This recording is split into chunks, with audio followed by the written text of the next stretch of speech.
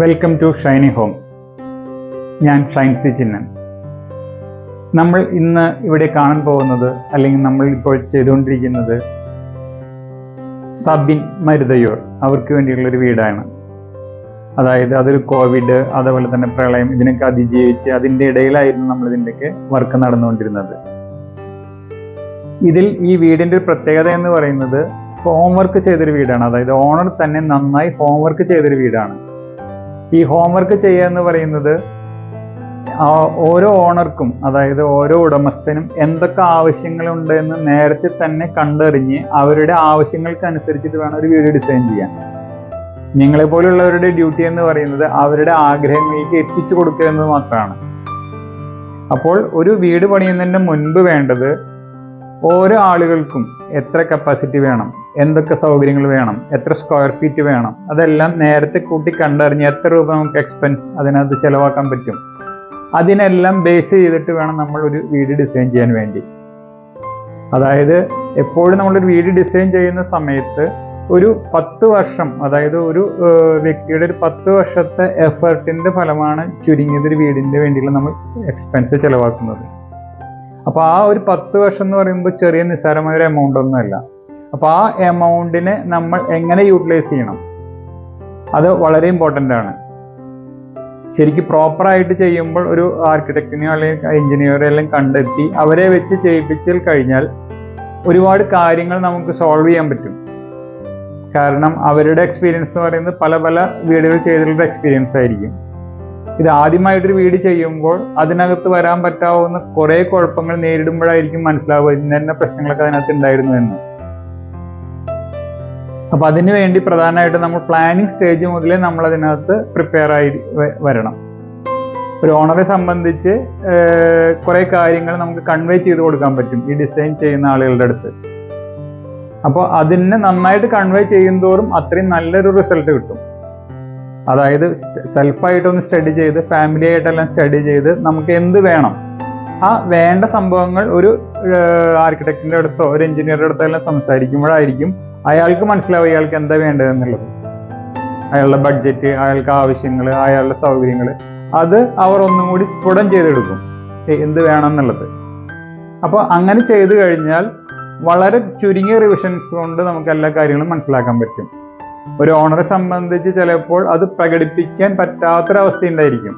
കാരണം എങ്ങനെയാണ് ഒരു കൺവേ ചെയ്യുക, ആ കൺവേ ചെയ്യാൻ ബുദ്ധിമുട്ടുള്ള സമയങ്ങളിലെല്ലാം നമ്മൾക്ക് കിട്ടുന്ന റിസൾട്ടും അതേപോലെ തന്നെയായിരിക്കും. കാരണം ഈ ചെയ്യുന്ന ഒരാൾക്ക് അത് മനസ്സിലാവണം, ഈ ഓണറെ സംബന്ധിച്ച് എന്താണ് ഇയാൾക്ക് വേണ്ടത് എന്ന് അറിയണം. ഈ വേണ്ടത് എന്താണെന്ന് അറിയാതെ നമ്മളൊന്ന് ചെയ്തു വരുമ്പോൾ ഇരുട്ടിൽ തപ്പുന്ന പോലെ ആയിരിക്കുന്നു. കാരണം ഒന്നും കൊടുക്കാൻ പറ്റില്ല. ഈ സബിനെ സംബന്ധിച്ച് അയാൾക്ക് എന്ത് വേണമെന്ന് വ്യക്തമായ ധാരണയുണ്ട്. സബിന്റെ ഫാമിലിക്കും അതേപോലെ തന്നെ എല്ലാവർക്കും എന്ത് വേണമെന്നുള്ള ആദ്യമേ തന്നെ ധാരണയുണ്ട്. ആ ധാരണയിൽ നിന്നായിരിക്കുമ്പോൾ വളരെ ഈസി ആയിട്ട് നമുക്ക് മുന്നോട്ട് പോകാൻ പറ്റും. പിന്നെ കുറെ തടസ്സങ്ങൾ വരുന്നത് കൊറോണ അല്ലെങ്കിൽ പ്രളയം, അതൊന്നും നമ്മളെ ബാധിക്കുന്ന, എല്ലാവരെയും ബാധിക്കുന്ന രീതിയിൽ തന്നെയാണ് ഇവിടെയും ബാധിച്ചിട്ടുള്ളൂ.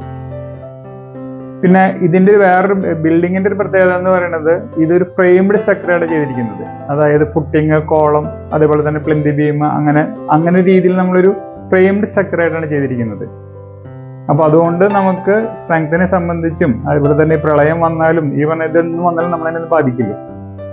കാരണം അതായത് സാധാരണ വാൾ ബെയറിംഗ് സ്ട്രക്ചർ എന്ന് പറഞ്ഞു കഴിഞ്ഞാൽ ടോപ്പിൽ നമുക്ക് എത്ര വേണമെങ്കിലും കൊടുക്കാം. ഇത് നമുക്ക് സൈഡിൽ നിന്ന് വന്ന ഇമ്പാക്ട് വരെ, നമുക്ക് എർത്ത് വർക്ക് പോലെയുള്ള ഇമ്പാക്ട് വരെ നമുക്ക് ഇതിനെ റെസിസ്റ്റ് ചെയ്യും.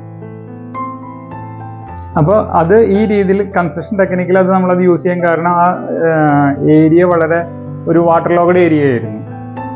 ഇവർ അടുത്ത് തന്നെ ഇവർ താമസിക്കുന്ന വീടിലെല്ലാം ഇഷ്യൂസ് വന്ന കാരണം ഒരു പുതിയ വീട് ചെയ്യാൻ കാരണം. അപ്പോൾ നമ്മൾ ഇതിന്റെ ഗ്രൗണ്ട് ലെവലിൽ തന്നെ നമ്മൾ റോഡ് ലെവലിൽ നിന്ന് തന്നെ ഒരു 1.5 ഫീറ്റോളം ഉയർത്തി, അതിന് കഴിഞ്ഞ് ഒരു 2 ഫീറ്റോളം ബേസ്മെന്റ് പൊക്കിയിട്ടാണ് ഇത് ചെയ്തിരിക്കുന്നത്. സ്റ്റാർട്ടിംഗ് സ്റ്റേജിൽ അവിടെ നമ്മൾ പ്ലിന്ത് ബീമൊക്കെ കോൺക്രീറ്റ് ചെയ്യുമ്പോൾ ഏതാണ്ട് താഴെ നിന്ന് കഴിഞ്ഞാൽ ഒരു 4-5 അടി ഉയരത്തിൽ എന്നൊക്കെ പറയുമ്പോൾ പെട്ടെന്ന് ആളുകൾക്ക് ഉൾക്കൊള്ളാൻ പറ്റുമായിരുന്നില്ല.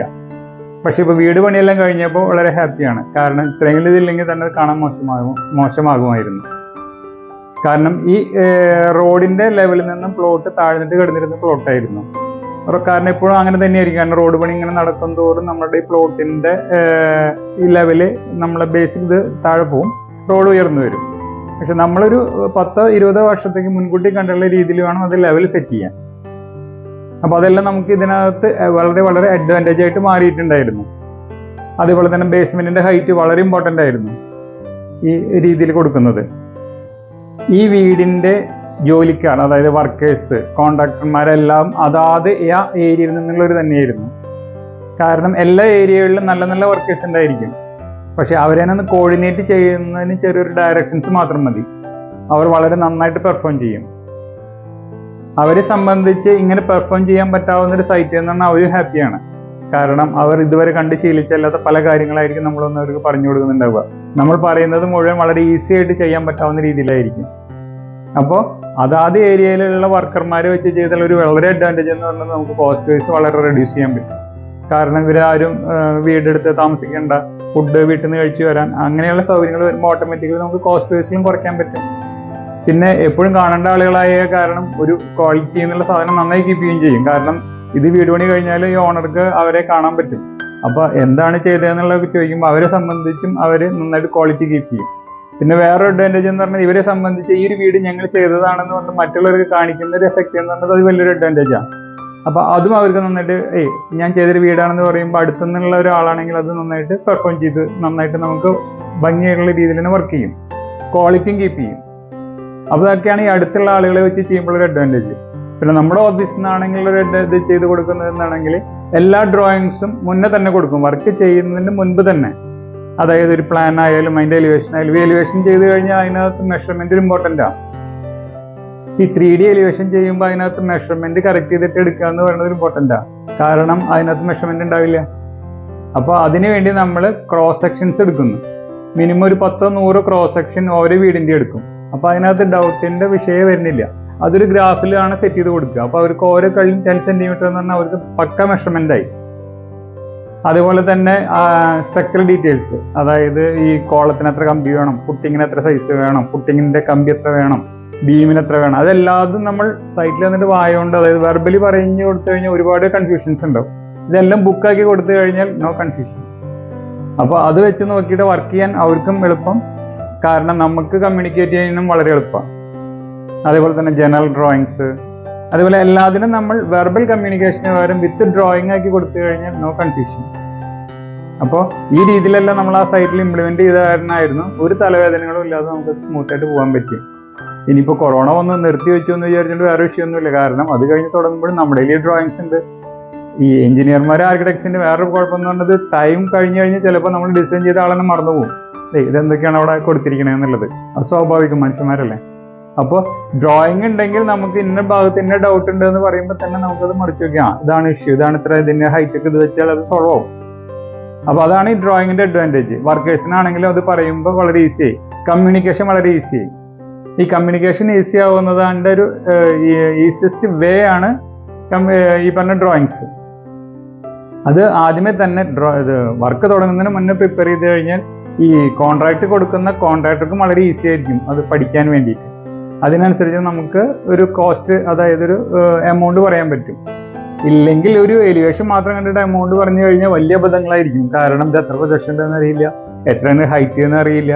സാധാരണ ഡോറുകളൊക്കെ സാധാരണ നമ്മൾ 7 ഫീറ്റ് കൊടുക്കും, ചിലപ്പോൾ ഞങ്ങളുടെ ഡിസൈനിൽ അത് 8 ഫീറ്റ് ആയിരിക്കും. അപ്പോൾ അത് വർക്ക് ചെയ്യുന്ന സമയത്തായിരിക്കും ഇത് 8 ഫീറ്റ് ഞങ്ങളുടെ ഇടയിൽ വന്നിട്ടില്ല. അതുപോലെ തന്നെ പ്രൊജക്ഷൻസ് 60 ആയിരിക്കും, ഞങ്ങൾ കൊടുക്കുമ്പോൾ അത് 80 കൊടുക്കുന്നുണ്ടാവും. അപ്പോൾ അത് വരണ സമയത്ത് നമുക്ക് ആ പ്രൊജക്ഷൻ്റെ ഇഷ്യൂ വരും.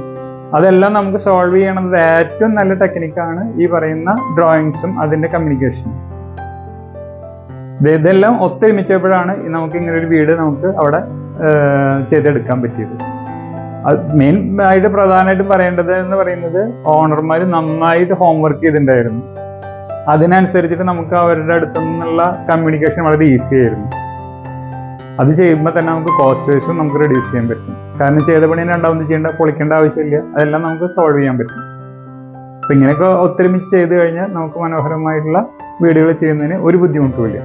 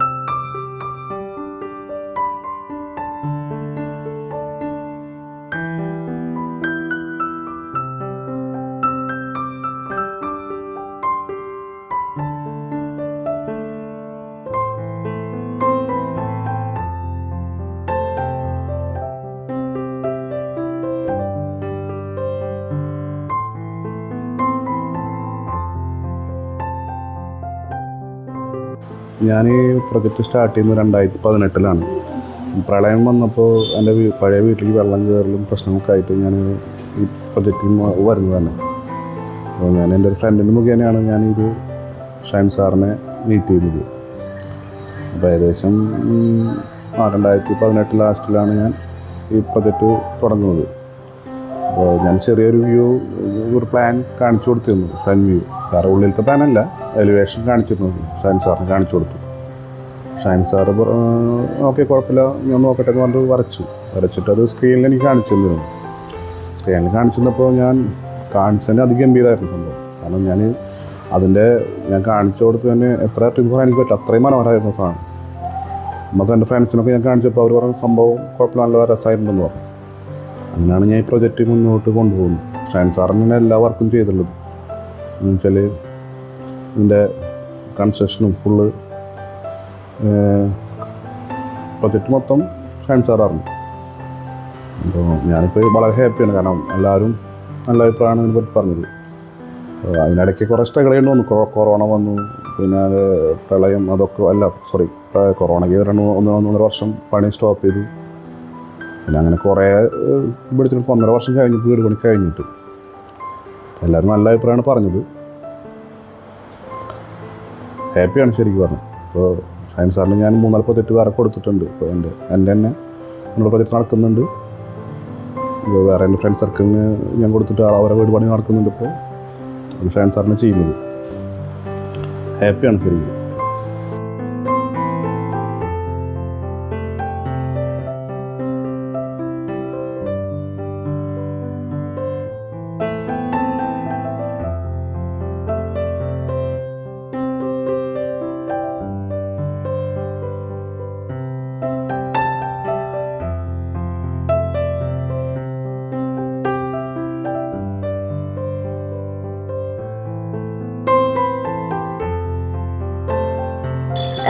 ഷൈൻ സാറാണ് ഞങ്ങളുടെ ഈ വീട് നിർമ്മിച്ച് തന്നിട്ടുള്ളത്. ഞങ്ങളാളുടെ പ്രൊജക്റ്റിൽ ഫുള്ളി സാറ്റിസ്ഫൈഡാണ്.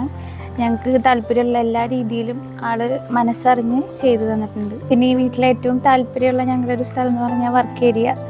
അത് നല്ല രീതിയിൽ ആൾ ചെയ്തു തന്നിട്ടുണ്ട്. പിന്നെ സ്വിമ്മിംഗ് പൂള്, പിന്നെ സാമ്യമുറി, അതെല്ലാം ആൾ നല്ല രീതിയിൽ ചെയ്തു തന്നിട്ടുണ്ട്. ഒരാളും വീട് കണ്ടിട്ട് തെറ്റായിട്ടൊന്നും പറഞ്ഞിട്ടില്ല. എല്ലാവർക്കും ഭയങ്കര ഒരു നല്ല അഭിപ്രായമാണ് ഉണ്ടായിട്ടുള്ളത്. ഒരു പോസിറ്റീവ് എനർജിയാണ് ഞങ്ങളുടെ വീടിൻ്റെ ഉള്ളിൽ കയറുമ്പോൾ എന്ന് എല്ലാവരും പറയാറുണ്ട്. അപ്പം അത് കേൾക്കുമ്പോൾ ഒക്കെ ഭയങ്കര സന്തോഷമാണ്. നമ്മുടെ ലൈഫിലൊരു വലിയൊരു പ്രൊജക്റ്റാണ് ഒരു വീട് എന്ന് പറയുന്നത്. അത് ആള് നല്ല രീതിയിൽ എല്ലാവർക്കും ഇഷ്ടപ്പെടുന്ന രീതിയിൽ ചെയ്തു തന്നിട്ടുണ്ട്. അതുകൊണ്ട് ഈ വീട് എന്ന നിലയ്ക്ക് ഞങ്ങൾക്ക് ഇത് 100% സാറ്റിസ്ഫൈഡ് ആണ്. ആളുടെ വർക്കും ആളുടെ സർവീസും എല്ലാ കാര്യങ്ങളും ഞങ്ങൾക്ക് താല്പര്യമാണ്. ഞങ്ങൾ ഇനി ആർക്കും റെഫർ ചെയ്യുക ഷൈൻ ബിൽഡേഴ്സിൻ്റെ പേര് തന്നെയാണ്.